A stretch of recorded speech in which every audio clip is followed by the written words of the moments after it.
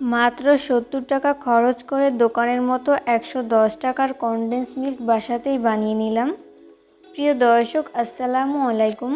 Welcome back to my channel delicious cooking by Tahira. আজকের পর্বে আপনাদেরকে মাত্র ২টি উপকরণ দিয়ে বাসাতেই কনডেন্স মিল্ক তৈরি করে দেখাবো। আশা করছি বরাবরের মতো আমার আজকের রেসিপি আপনাদের কাছে অনেক ভালো লাগবে। তো চলুন দর্শক, রেসিপিটি দেখে নিচ্ছি শুরু থেকে শেষ পর্যন্ত। কনডেন্স মিল্ক তৈরি করার জন্য প্রথমে চুলায় একটা পাত্র বসিয়ে দিয়েছি। এরপর এর মধ্যে ব্যবহার করব মেজারমেন্ট কাপের ৩ কাপ পরিমাণ লিকুইড মিল্ক। আমি এখানে লিকুইড মিল্ক ব্যবহার করেছি। আপনাদের হাতের কাছে লিকুইড মিল্ক না থাকলে সেক্ষেত্রে আপনারা গুঁড়া দুধ পানিতে গুলে ওইটাকেও ব্যবহার করতে পারেন। এরপর একটা স্প্যাচুলার সাহায্যে ২ থেকে ৩ মিনিটের মতো লো আঁচে জাল করে নিব। এরপর আমি এর মধ্যে মেজারমেন্ট কাপের ১ কাপ পরিমাণ চিনি ব্যবহার করছি। আপনারা স্বাদ অনুযায়ী বাড়িয়ে কমিয়ে অ্যাড করতে পারেন। চিনি দিয়ে জাল করে নেওয়ার পর একটা পর্যায়ে দেখা যাবে যে এই দুধের কালারটা কিন্তু অনেকটাই চেঞ্জ হয়েছে। তো ওই পর্যায়ে অনবরত নেড়েচেড়ে মিশিয়ে নিতে হবে। এই পর্যায়ে কিন্তু নাড়া বন্ধ করা যাবে না। চুলার আঁচ লো মিডিয়ামের মাঝামাঝিতে রেখে এই দুধের মিশ্রণটিকে জাল করে নিতে হবে।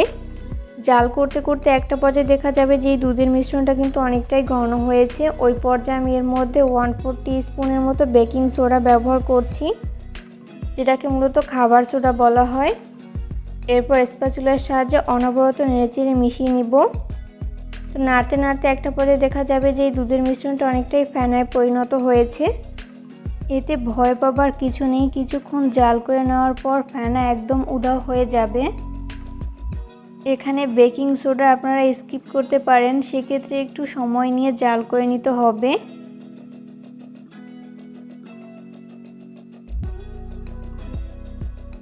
জাল করতে করতে একটা পর্যায়ে দেখা যাবে যে মিশ্রণটা কিন্তু অনেকটাই ঘন হয়েছে।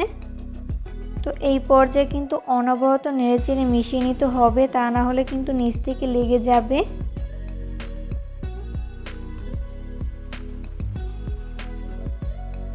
তো এই পর্যায়ে মিশ্রণটি জাল করে নেওয়া হয়েছে। এরপর চুলা থেকে নামিয়ে ভালো মতো ঠান্ডা করে নিতে হবে।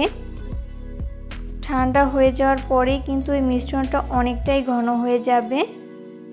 তো এই পর্যায়ে কিন্তু আমার কনডেন্স মিল্ক তৈরি করে নেওয়া হয়েছে। বিভিন্ন ডেজার্ট আইটেমে কিন্তু আপনারা এইভাবে ঘরেতেই বানিয়ে নিতে পারেন কনডেন্স মিল্ক। আশা করছি বরাবরের মতো আমার আজকের রেসিপি আপনাদের কাছে অনেকটাই হেল্পফুল হবে। কেমন লাগলো আমার আজকের রেসিপিটা অবশ্যই কমেন্ট করে জানাবেন। রেসিপি ফলো করে কিন্তু অবশ্যই বাসায় ট্রাই করবেন।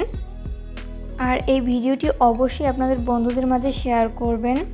পরবর্তী রেসিপি দেখার আমন্ত্রণ জানিয়ে আজকের মতো এখানেই বিদায় নিচ্ছি। সবাই অনেক বেশি ভালো থাকবেন। আল্লাহ হাফেজ।